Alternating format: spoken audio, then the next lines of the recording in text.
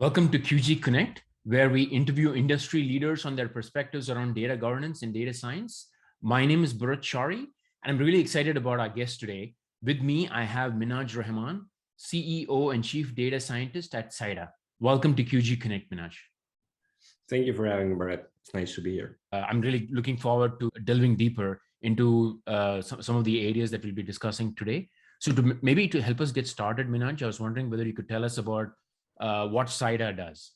Sure. Let's first of all actually start with the name itself, because that doesn't mean anything, Psyda itself. So it's an acronym for Psychometric Data Analysis, and that comes from the field of personality psychology, in which you give people well-validated, statistically agreed upon questions of preferential treatment, or let's say the preference that they would have about certain behaviors. And once you have the responses, you use validated statistical techniques to find out people and find out the general preference of people, their temperaments. And we have some tests that have been researched over 100 years now. In 1915, American Army actually started with the Big Five personality test. But that's the one that I use the most. And according to that, people divide themselves generally in 5 big domains, which are openness, conscientiousness, extroversion, agreeable, and narcissism. And then every big domain has 6 subfacets.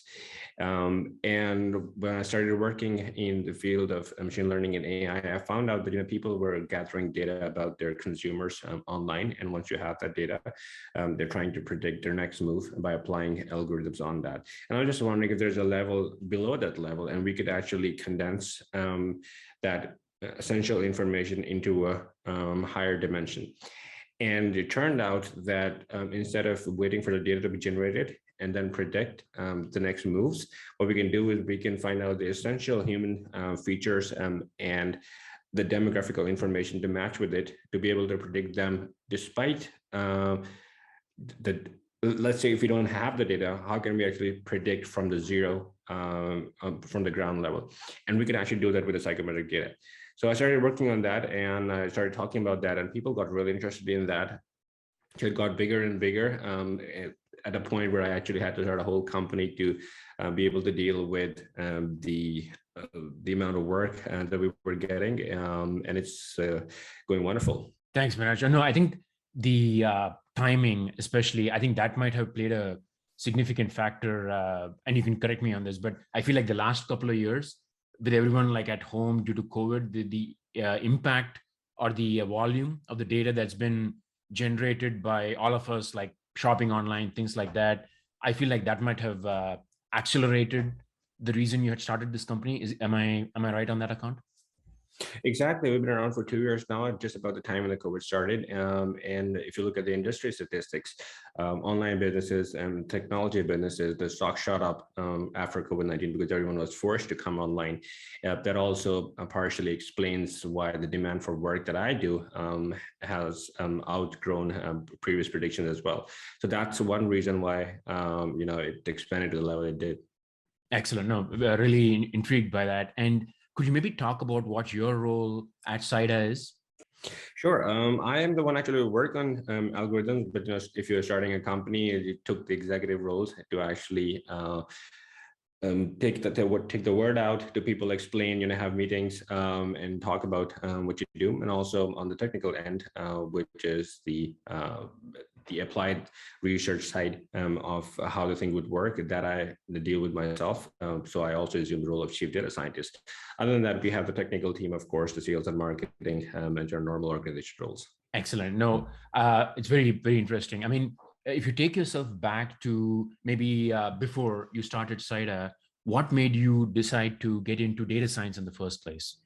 It's very interesting, actually. And I come from a very unusual background, because generally data scientists come from a computer science background. So let's say any other STEM fields. I came from an English literature bachelor's, and then I moved into the business field, did an MBA, and then went onwards to do my postgraduate in Sweden, then doing my PhD in management sciences as well. So, so it's kind of the unusual role from a business side and coming into the computer science domain. Computers was something that I was very good at, even from the beginning. I knew how to program, I knew how to make websites, how to build apps. So I could understand that from a very deep level. And that came in handy when I was applying the social theories or hypotheses that I had about people and match it with the power of computer science to scale it to a level where other people wouldn't actually see the patterns. For example, one of the problems with social science is that most of those professors, they're very good at understanding theories, developing hypotheses, doing their reliability and validity tests, but that was primarily for the academic reasons. But how to apply that on a scale that people would actually be able to use that in their business, that was a whole ballpark. And most people wouldn't be able to do that. Fortunately, I came from these two backgrounds that I could, be at the intersection of those fields, which I did, and turned out, a lot of people were actually looking for that. So my travels throughout the time that I was studying in Europe, in US, in Gulf and other places, gave me really deep insight into how actually people make purchases. What are the causes of their purchases? And it turns out, if you talk about that in a mathematical term, there are 4 or 5 big features that actually get people to purchase things. One is, of course, the need to do that, and the status element playing. Then there is your affordability, how much you can actually pay for that item, and then availability of that item. And then comes secondary features like color, aesthetics, your friends, your zip code, your education. These are 4 or 5 big things that cause you to buy something. Now, how to align those industries and people and their behavior, that makes such a complicated, colorful matrix that is not only fun to study, but also to help businesses, to explain what's happening with their consumers. And no, that's very interesting. And I mean, look, I think your unique background, I think, like you correctly pointed out, gives you a very unique perspective into these AI models and how it ties into these like the user behavior and things like that. Could you maybe like double click into it and talk through how AI ties into like psychometrics and personality psychology in these different areas? Sure, absolutely. Let's actually take a concrete example. So 98% of Facebook's revenue comes from ads, 96% for Twitter, and 92% for Google. So what it means is that most of the products and services we use from those companies are not making them anything at all. So what's making them money is the ads. Now, to be able to generate money from ads, you have to be very, very, very good with who you furnish those ads to at the right time, and with the right ad message, and with the right incentive to do things. And over the time, we've become so good at optimizing that ad delivery that sponsors are getting a lot of benefit from giving Facebook or Google the money for their ads, and they're getting a higher value out of that. Now, if you look from Facebook's perspective, in order to keep doing that, you have to be very good at understanding the activity pattern on their platforms. Now, to do that, they hire data scientists, and many of those people have been on my podcast. I've had people like Luis Serrano, who was actually on the YouTube optimization team, and he told us on the podcast that one of the prime metric for optimization was watch time, because the more people watch a video, the more there's an opportunity for companies to serve ad, which will likely end in a purchase. Now, when you optimize the watch time, let's say, keep people on their platform, you have to be very good at what attracts them to the platform. So for Facebook, it might be divisive conversations, music, it could be violence, depending on what demographic you are. So they have got a medicine for every different demographic. Same with YouTube, as long as the content is fun, it evokes emotions, it divides, it creates different rainbows of emotions like horror and disgust and fear and happiness and regret, and all kind of this emotional roller coaster. People will be staying on the platform, which gives them an opportunity to bring more sponsors to the platform. Now, how do they actually do that? Now, what they do is that they have the constant stream of information coming to them, which gives insight about who are those people who are coming on to their platform using the kind of information they do. So what they do is they have a tool called Facebook Audience Tool. So the Audience Insight tool, you can select your demographic and it will tell you the kind of pages these people would like, what are their interests, what are the education levels, where do they actually reside in the world. And that tells a lot about what people are doing around the world, what are the general trends, what people like to do, what people don't like to do, what are people doing when they're not online. So it sounds scary, but you can predict what people are doing even when they're not on their platforms, from the location apps, from the time zone differences and things like this. And that all ties into personality psychology and psychometrics. So, so this smorgasbord of information, that is something that our company does, trying to help companies understand what's happening with their demographics, where are people going when they're not going on their platform. And that turns out to be golden information for people who want to understand how to stand out from the company.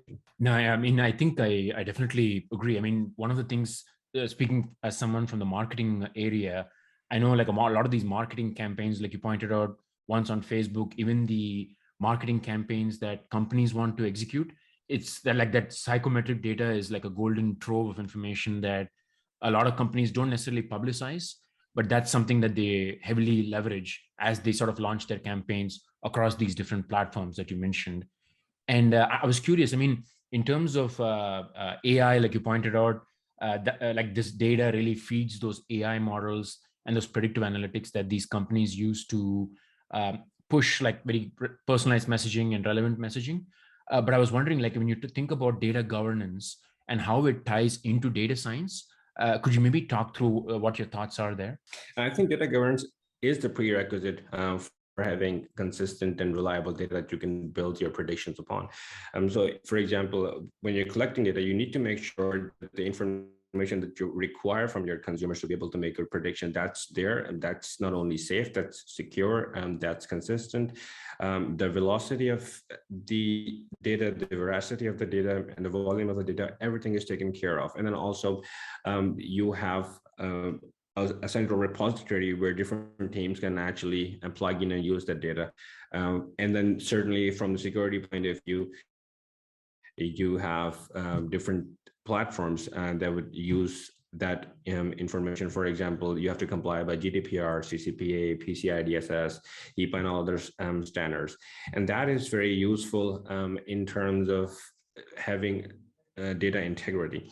And only once you have that information for a long period of time, you can actually access that data and build prediction on that information and be sure that this is going to work in production. So data governance is a very essential element of the, it's a very essential piece of the puzzle in the larger picture. That's great insight, because that's one question that we've been asking other leaders as well. Speaking to someone like yourself who comes from that data science background, I think that gives a real great picture of what it looks like from the other side, like from the side of the these AI models and these predictive models that these companies are trying to build. And I was wondering, so another question that we've been asking other leaders is, let's say you're an organization who's looking to start either a data science or data governance program from scratch. Maybe we can be specific to data science. Where would you start, or what would those guided steps look like?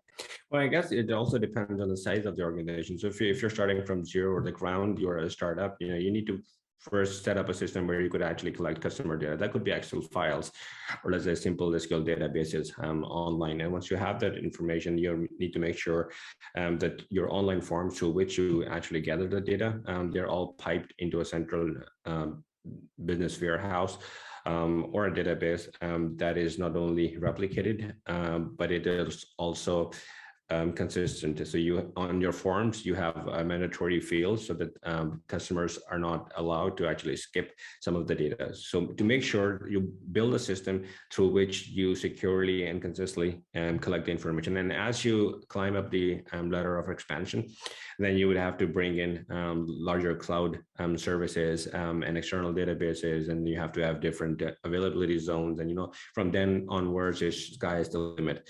So the first step would be to actually make a system in which your data is secure, it's replicated, and there are checks and balances for the integrity of the data. That's a great point. I mean, talking about those different environments and the different sort of tooling that exists across multiple vendors in the market right now, how would you say like that data architecture impacts these programs that organizations are trying to build out? That kind of dovetails very nicely into what is your end goal. So if you are a small company which has serious concerns about security, so if you're an industry which takes its security very seriously, like finance or real estate or banking, then you would make sure that your architecture is all on-prem and it's secure, and there are multiple layers of encryption and all those cybersecurity things that go along with that. But if you're someone who can afford to actually have cloud operations, you're working in multiple markets, and their cloud connectivity is important to you, and low latency at the same time, and then you'd certainly have to go not only in the cloud, but even when you're on the cloud, there are many steps that you can take to ensure that your data is safe. It's shared between one part of the world to the other part of the world securely, with low latency, and they're all the data is also accessible for different teams, data analytics, CEO, C-suite level, and engineers and everyone else according to their permissions. So for example, in Google Cloud, you have this IAM section where you can manage those permissions and things like this. And I hope of that, I'm kind of rusty on my engineering practices, but similar is available in IBM clouds and Amazon and everyone else. I think I really love that aspect around security, because I feel like this kind of data is pretty sort of crucial to make sure that it's safeguarded and it's not subject to any sort of hacks or breaches. So I really love that focus around security that you just brought up, Minhaaj.